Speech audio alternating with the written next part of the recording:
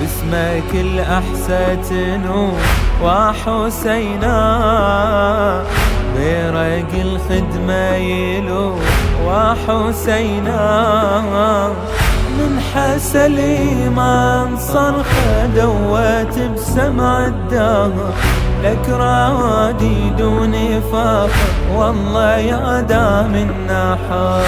وعلى آلك الطيبين الطاهرين.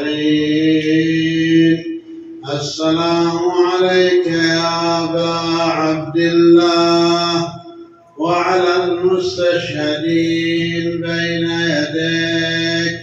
يا ليتنا كنا معكم فنفوز فوزا عظيما. موضوعي هو كيفية دخول السبايا إلى المدينة بعد الرجوع من السبي سنة 61 هجرية بعد مقتل الإمام الحسين وأهل بيته وأصحابه عليهم السلام جميعا.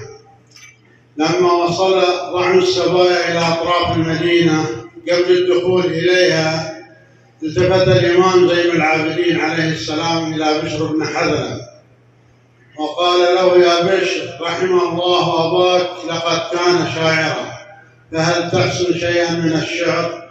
قال: بلى يا مولاي. قال له: إذن أدخل المدينة وانعى بي الحسين. دخل بشر المدينة وذهب إلى مسجد النبي صلى الله عليه وآله وصاح بأعلى صوته: يا أهل يثرب لا مقام لكم بها، قتل الحسين فأدمعي مدرار، الجسم منه بكربلاء مضرج، والرأس منه على القناة يدار. خرج الناس جميعا يهرعون حول النائم. يقول بشر: بينما أنا كذلك وإذا بامرأة تخترق الصفوف. يقول: لن صوت من الجمع الأكبر، طلعت مرأة تمشي وتعثر، صاحت يا ناعش هالخبر، وصوتك لعند الصقر فسار، أثار المرم عباس الأزهار. وش قال لها بشر؟ قال لها: مهلا، أنت عندك أولاد 4 قتلوا يوم كربلاء. قام ينعلها أولادها واحد بعد الآخر، يقلها عظم الرجرش بجعفر وعون، تقل الكل فدى الحسين يرحون، يقلها عبد الله بدا وياهم فرد كون، تقل الفخر ريحانة المختار، يقلها انشتا العباس اش تقولين،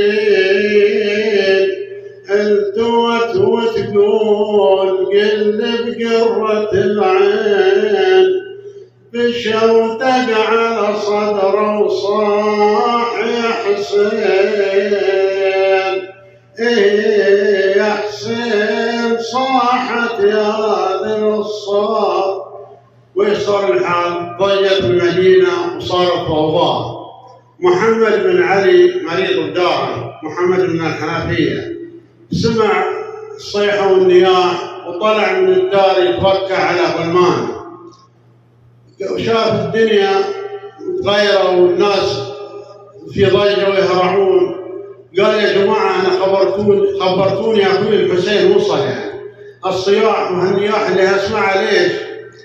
الناس يوصي بعضهم بعضا: الله الله في روح محمد، لا تخبروه عنكم، خلي يسمع الخبر من غيرنا. نخاف احنا نقول له ويتأثر ويموت لا سمح الله. يقول: لما وصل قرب عند الضعن، حس قلبه عرف ان اخوه الحسين قتل، ضرب يد على يد وقال: فعلها اهل الكوفه بابن والدي الحسين، ثم خر مغشيا عليه. جاء الامام زين العابدين عليه السلام، اخذ راس عمه ووضعه في حجره، رش عليه شيء من الماء، افاض في وجه الامام، قال: أعلي هذا؟ قال: نعم يا عم. قال: بني علي، أين أبوك الحسين؟ أين عمك العباس؟ أين أخوك الأكبر؟ أين فلان؟ أين فلان؟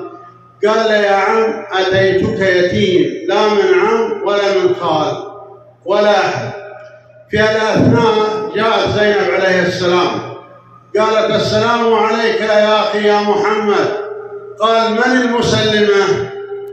زينب الهاشمية؟ قالت: لا، أنا زينب المسبية، ما في هاشمية بعد يوم كربلاء. زينب: أنت أين منك أخوتي؟ صاحت: ونقواك ونقواك، شتن الهضم يا محمد، ونقواك، وجمر يسعر بدلالي، ونقواك، لفيتك لا ولد عندي، ونقواك، وعفتهم جثاث بالغاضرية. طبعا كل زائر وكل مسافر إذا رجع يجيب لأهله وياه صوفة. زينب هم كانت مسافرة، وش جابت إياه؟ صاحت: أنا كنت غايبة وللوطن رديت، ويا ابن والدي محمد تلاقيت، أنا شفته وجرت دمعتي وناديت، يا محمد يا خويا ليش ما جيت؟ من طاح أخوك وحرقوا البيت، حاضر يا أبو جاسم تمنيت. أبيات الدعاء، وأسألكم الدعاء عن نصام والبنين. بقصى المدينة والبنين تصيح بالويل، نادي يا أبو فاضل يا صنديد الرجاجيل، يقولون يا ابني باللوى شقيت الصفوف، داروا عليك القوم يا نبزان وسيوف، ووقعت يم المشرعة مقطوع الشفوف، اطبخ راسك والدماء لجروحك تسيل، يقولون راسك يوم طب حجره حسين، للقاع رديته ويا عاقلي ويا ضي العين. والفاتحة. تسبق الصلاة على محمد وآل محمد.